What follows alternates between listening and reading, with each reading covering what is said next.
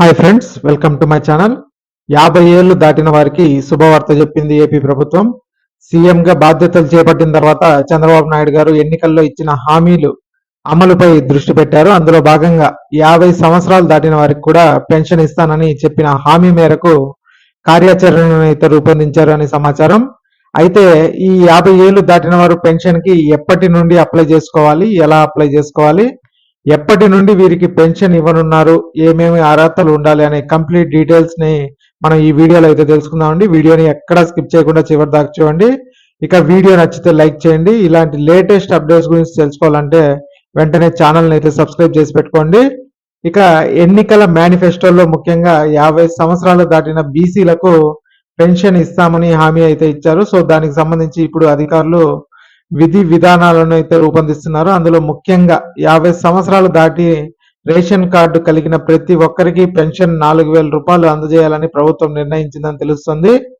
అయితే ఒకే ఇంట్లో 50 సంవత్సరాలు దాటిన వారు ఇద్దరు ఉంటే కేవలం ఒకరికి మాత్రమే పెన్షన్ అయితే ఇస్తారండి. ఇక అర్హతలు వచ్చేసి ఆంధ్రప్రదేశ్ లో నివాసం ఉన్న వాళ్ళకు మాత్రమే ఈ 50 సంవత్సరాల పెన్షన్ అనేది ఇవ్వడం జరుగుతుంది. 50 సంవత్సరాల పెన్షన్ మహిళలకు అలాగే పురుషులకి ఇద్దరికి ఇవ్వడం జరుగుతుందండి. ఆధార్ కార్డు అయితే ఖచ్చితంగా కలిగి ఉండాలి. ఇక ఆధార్ కార్డు పైన ఆంధ్రప్రదేశ్ అడ్రస్ ఉండాలి. అలాగే తెల్ల రేషన్ కార్డు ఖచ్చితంగా ఉండాలి. అంతేకాకుండా ఆ రేషన్ కార్డుకు ఈకేవైసీ కూడా చేసుకొని ఉండాలనేసి చెప్తున్నారు. ఇక డాక్యుమెంట్స్ మనకి ఏమేమి కావాలి అని ఒకసారి చూసినట్టయితే ఆధార్ కార్డ్ కలిగి ఉండాలి, తెల్ల రేషన్ అయితే ఉండాలి. ఇక క్యాస్ట్ ఇన్కమ్ సర్టిఫికేట్ ఉండాలండి.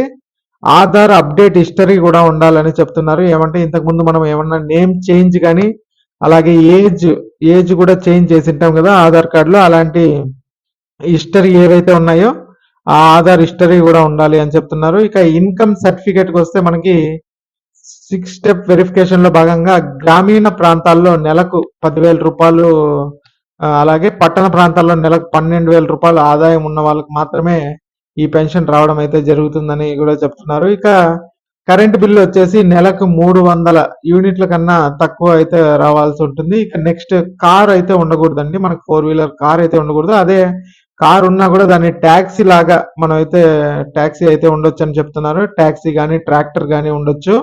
ఇక ఇన్కమ్ ట్యాక్స్ వచ్చేసి మీ రేషన్ కార్డులో ఎవరైతే పేర్లు ఉంటాయో, అంటే రేషన్ కార్డులో ఎవరెవరు పేర్లు ఉంటాయో వాళ్ళలో ఎవరు కూడా ఇన్కమ్ ట్యాక్స్ అనేది పే చేస్తూ ఉండకూడదు అనేసి చెప్తున్నారు.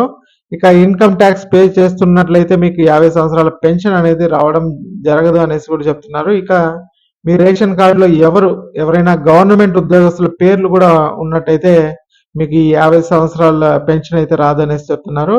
ఇక నెక్స్ట్ భూమి విషయానికి వచ్చినట్టయితే భూమి పట్టణ ప్రాంతాల్లో 1000 చదరపు అడుగుల కన్నా తక్కువ ఉండాలని చెప్తున్నారు. అలాగే వ్యవసాయ భూమి వచ్చి 3 ఎకరాల మాగాని 7 ఎకరాల మెట్ట అంతకన్నా తక్కువ ఉండాలి, అంతేగాని ఎక్కువైతే ఉండకూడదు అని చెప్తున్నారు.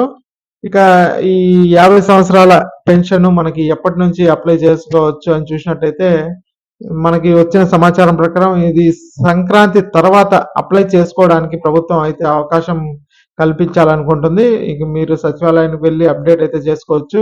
ఎప్పుడైతే మనకి ఈ జీవో విడుదల అవుతుందో అప్పుడు సచివాలయానికి వెళ్ళి దీనికి సంబంధించిన అప్లికేషన్ అయితే పూర్తి చేసుకోవచ్చు. ఇక దీనికి సంబంధించిన జీవో విడుదల కాగానే కూడా నేను ఒక వీడియోని అయితే మన ఛానల్లో అయితే పోస్ట్ చేస్తాను. కాబట్టి కంపల్సరీ ఈ వీడియోకి ఒక లైక్ చేసి సబ్స్క్రైబ్ చేసి పెట్టుకోండి. 50 సంవత్సరాల పెన్షన్ మనకి జీవో విడుదలైన వెంటనే మన ఛానల్లో అయితే పోస్ట్ చేస్తాను. అలాగే ఈ వీడియోకి అయితే ఒక లైక్ చేయండి. Thanks for watching.